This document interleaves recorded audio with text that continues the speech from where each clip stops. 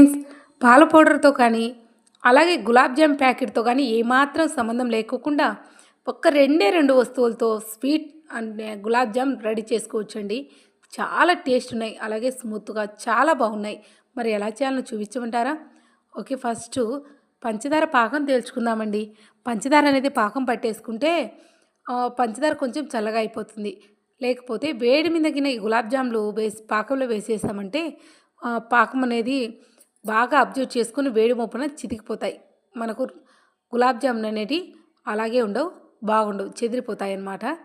First ఒక cup చక్కెర తీసుకొని ఒక కప్పు వాటర్ యాడ్ చేసుకున్నాను. ఫ్రెండ్స్, ఇది చేయడం చాలా సింపుల్ అండ్ టేస్టీ కూడా. మనం తెలియక బ్రెడ్ పేకర్‌తో గులాబ్ జామ్ చేయొచ్చు అనే ఆ థాట్ అయితే చాలామందికి రాదని అనుకుంటున్నా. బట్ చాలా బాగుంటుంది ఫ్రెండ్స్. ఒక్కసారి ట్రై చేయండి. మీరు ట్రై చేసి ఈ రెసిపీ అనేది కరెక్ట్‌గా వచ్చిందా లేదా అన్నది నాకు కామెంట్ అయితే చేయండి. షుగర్ సిరప్ పాకమేమి రానవసరం లేనిది. పంచదార అంతా మంచిగా కరిగి ఒక్క పొంగు వచ్చినట్టుగా వస్తే సరిపోతుంది. అప్పటిదాకా వచ్చేసరికి మనం బ్రెడ్ అనేది 4 వైపులా ఇలా కట్ చేసుకోవాలండి. ఇలా కట్ చేసుకుంటే సరిపోతుంది. చూడండి, కోపులు అనేవి ఇటు కట్ చేసుకుంటే కొంచెం కలర్ కనిపించదు. మీరు అలాగే వేసుకున్న నో ప్రాబ్లం. బట్ కొంచెం నలుపు అనేది తీసేస్తే బాగుంటుందనే ఉద్దేశంతో తీసేసాను. మీరు బ్రెడ్ని అలాగే తీసుకున్నా నో ప్రాబ్లం. ఓకే. నేను బ్రెడ్లన్నీ ఇదిగో ఒక బ్రెడ్ ప్యాకెట్ తీసుకున్నానండి. ఇది స్వీట్ బ్రెడ్. స్వీట్ బ్రెడ్ కరెక్ట్గా పట్టుకొని చాక్తో కట్ చేసుకోవచ్చు. అలా అన్ని మడుపులు ఒక్కసారి పట్టుకొని మంచిగా చాక్తో కట్ చేసుకొని మిక్సీ జార్లో వేసేసుకోవాలి. ఇదంతా కూడా ఇలా మిక్సీ జార్లో వేసుకొని బాగా మిక్స్ చేసుకొని మిక్సీ పట్టేసుకోవాలన్నమాట. మనం అవన్నీ రెడీ చేసుకునేందుకు పాకం అయితే వచ్చేసిందండి. పాకం తీసేసి వేరే గిన్నెలోకి ట్రాన్స్ఫర్ చేస్తున్నాను నేను.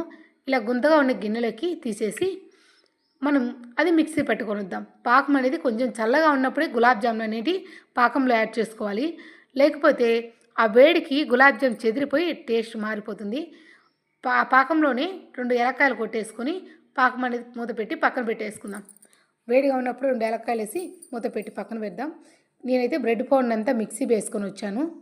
మిక్సీ పౌడర్ అంతా మిక్సీ పట్టుకొని తీసుకొచ్చేస్తాను. ఈ పాలు కొంచెం గోరువెచ్చని పాలండి.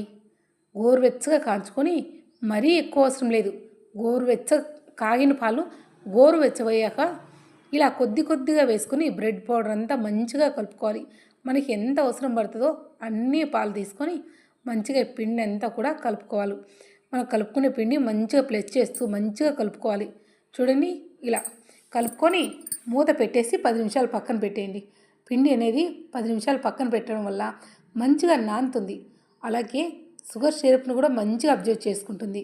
ఒక 10 నుంచి ఒక 20 నిమిషాలు పక్కన పెట్టేయండి. అంత టైం లేదు అనుకుంటే జస్ట్ ఒక 10 నిమిషాలన్నా పక్కన పెట్టేసుకోండి.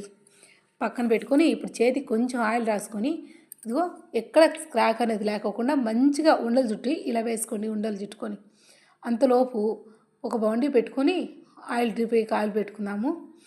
ఆయిల్ కాగేలోపు ఇంకొంచెం నానుతుంది. ఓకేనా? ఈ ఆయిల్ అంతా కాలేరు కూడా ఆ ఉండలు అనేది కొంచెం మగ్గుతాయి. చూడండి, బాగా ఆయిల్ డీప్ ఫ్రై అయ్యాక మరీ ఎక్కువ కాగనవసరం లేదండి. మోయినంగా కొంచెం ఆయిల్ అనేది లైట్గా కాగినప్పుడు ఒక్కొక్కటి స్మూత్గా వదిలేయండి.